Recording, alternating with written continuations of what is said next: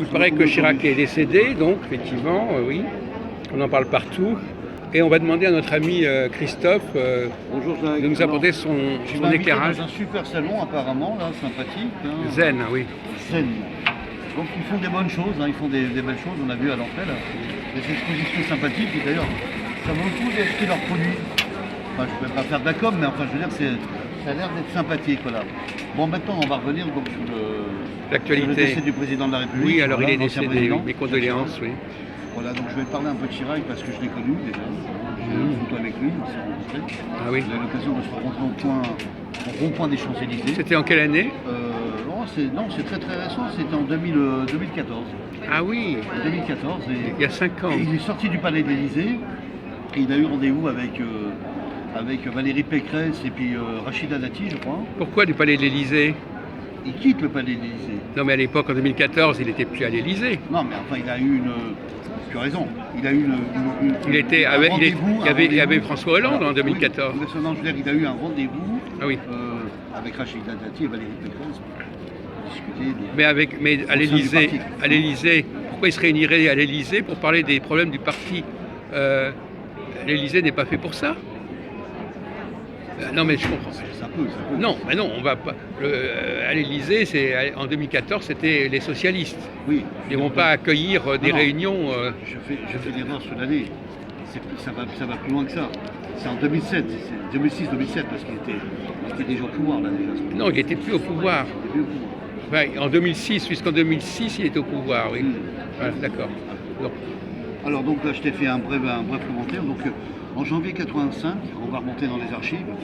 Il était maire de l'hôtel de ville sous le parti de Valéry Giscard d'Estaing, qui s'appelait à l'époque le RPR.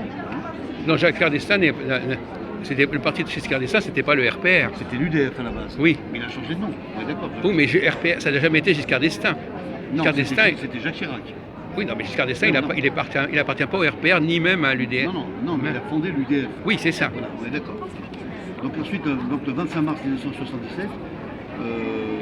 tout à l'heure, tu parlais de 85, maintenant tu parles 77. Oui, parce qu'il a eu un autre événement, si tu veux, par rapport à ça. Le 25 mars 1977, il était maire de Paris, donc il n'était pas président. Hein, voilà. Et donc c'était à l'époque avec Jules Ferry, il était en collaboration. Avec qui? Jules Ferry. Qui c'est Jules Ferry? Jules Ferry, c'était un de ses bras droits en administration de l'hôtel de ville. Tu plaisantes, Jules Ferry, c'est un ministre du 19e siècle. Non, mais c'est pas Jules Ferry, l'ancien. Tu parles de Luc Ferry. Luc Ferry, pardon. Ah oui, d'accord. Petite erreur sur le prénom. Voilà. Et donc le 21 avril 1997, tu parles de 77 ou 97? Là maintenant, je crie 77 et j'arrive 20 ans après.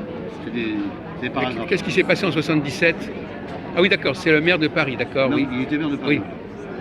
Et puis, bon, si tu veux, je peux parler aussi de sa présidence. Quoi. Voilà. Donc la présidence, quand il a été maire, ensuite il devient présidence le 17 mai. Hein, c'est ça, le 17 mai. Le 17 mai, je vais retrouver. Voilà, c'est là. Voilà. Voilà, le 17 mai 1995, oui. Il devient à l'investiture, il est nommé chef de l'État. Voilà. Il succède à qui? Comment?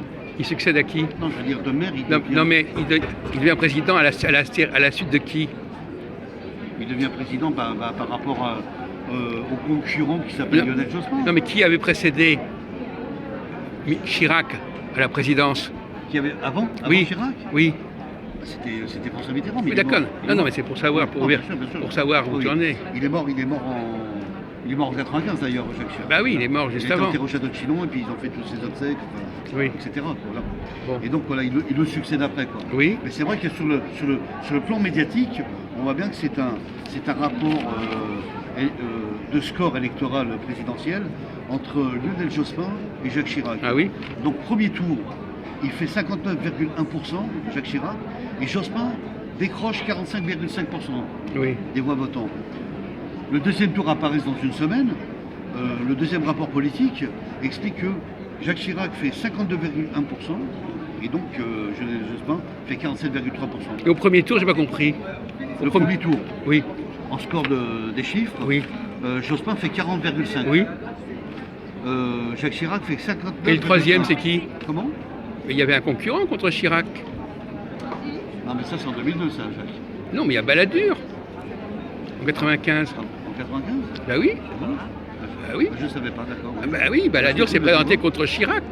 Donc forcément, là, c'est pas les résultats du. Non, ça, c'est les résultats de Jospin, ça. Non, mais en 95, ça ne pouvait pas être ces résultats-là, puisqu'il n'y a même pas de place pour Balladur, là. C'est des résultats de deuxième tour, ça. Oui, deuxième tour, ça. Oui, mais au premier tour. Au premier tour, c'était 59,1%. Contre qui? Contre 40,5%. Bah, c'était. Alors qu'est-ce qui reste pour Mais qu'est-ce qui reste pour le troisième candidat? Au premier tour, il y a plusieurs candidats. Bah, ça n'a pas été expliqué dans les médias, bravo. Mais non, mais pas du tout. Il y a Balladur. Ça, c'est des résultats de premier tour. Oui, de premier tour, oui. Non, mais de deuxième tour. Au premier tour, il y a 3-4 candidats. Non, Jacques, le premier tour, c'est bien ça. C'est donc Jacques Chirac, 59,1%. Ah ben, alors à ce moment-là, il n'y a pas besoin de deuxième tour s'il a déjà 59%. Normalement, c'est gagné, bien sûr. Non, mais donc c'est pas possible. Bah, ils ont, mais non, mais c'est pas possible. Mais non, mais c'est pas possible. Okay, si ça, c'est des résultats de deuxième tour, ça, 59%. Pour moi, oui, c'est vrai. Bon, et 52. Bon, et donc. C'est ce qui a été indiqué dans les médias. Mais non, mais non. Balladur, au premier tour, il a beaucoup moins et il y a Balladur qui est en troisième position. Tu as raison. Donc ils se répartissent les 100% à 3. Exactement. Donc ça peut pas être ça. Il y a un décortiquage des chiffres, mais tu as raison. Mais ils l'ont pas indiqué. Ouais. Enfin, bon, alors ensuite, après, donc ça c'est en 95 et en 2002, Jacques Chirac, un duel entre Le Pen et Jacques Chirac. Tu te rappelles en 2002? Oui. Voilà. Donc là, Jacques Chirac fait, on connaît les scores, 82,1% contre Le Pen qui fait 17,9%. Oui. Le Pen échoue automatiquement. C'est tout ce que je voulais dire par rapport à ça. Maintenant, je vais parler de l'événementiel qui est. Je croyais que tu voulais me parler de 97. 97? Ah oui. Sur quoi? Bah, tu te souviens pas de l'événement majeur de 97? Je crois que je sais ce que tu vas me dire, ouais. C'est pas le. Mais c'est la dissolution. La dissolution. Mais tu n'en parles. Ah bah, pourquoi si, tu. Pourquoi tu. Bah, ça t'évoque pas tout de suite? Si 97, il dissout à l'Assemblée nationale. Oui. Qu'est-ce qui se passe?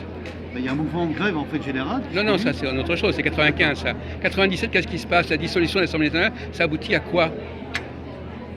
La dissolution. Comment? Oui, qu'est-ce que ça donne comme résultat, la dissolution? Un chiffre, un malaise. Non, mais il y a une nouvelle élection. Oui, exactement. Et qu'est-ce que ça donne, la nouvelle élection?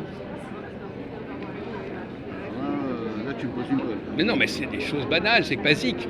Quel est le résultat? Ça se passe bien pour Chirac? Ça se passe mal? Qu'est-ce qui se passe? Qu'est-ce qu'il y a comme changement? Non, il gagne.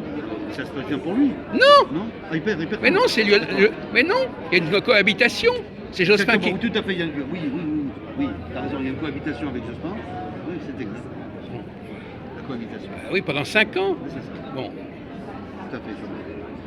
Alors ensuite, je vais te parler un peu les. Bah, je pense pas qu'on va puisse